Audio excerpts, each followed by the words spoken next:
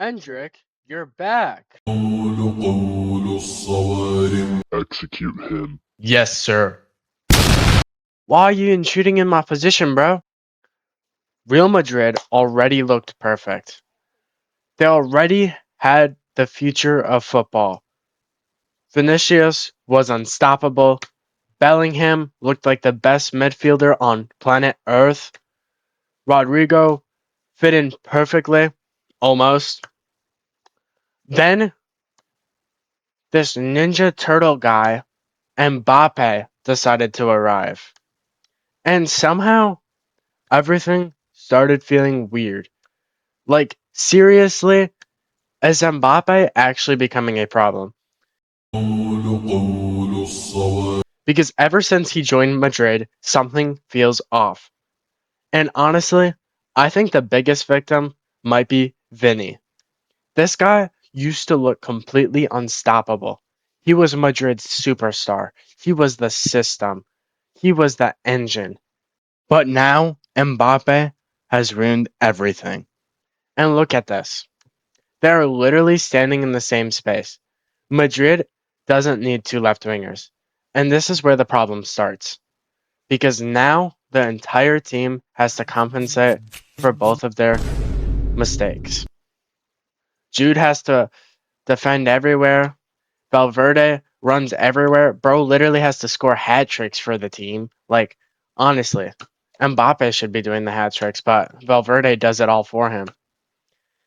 The midfield keeps on getting stretched. Watch now how exposed Madrid becomes after losing possession. And the weird part, it doesn't even look like anybody fully knows their role anymore. This was supposed to be football's Avengers team.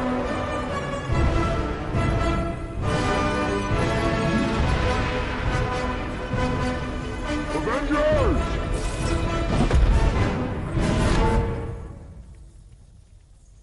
Assemble. But sometimes it looks like five people playing different games.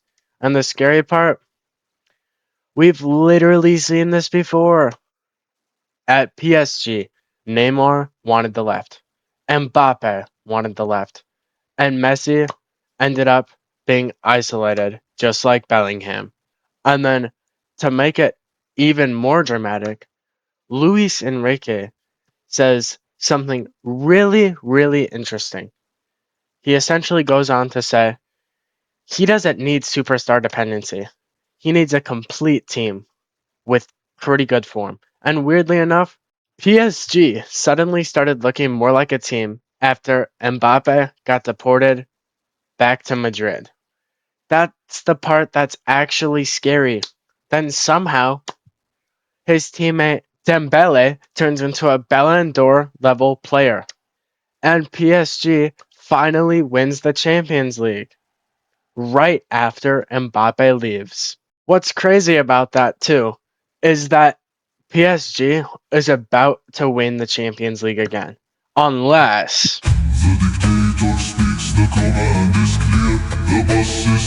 you genuinely cannot script that. Anyways, this left wing problem has followed Mbappe for years. At some point, this stops feeling like a coincidence, and somehow, the managers always end up taking the blame.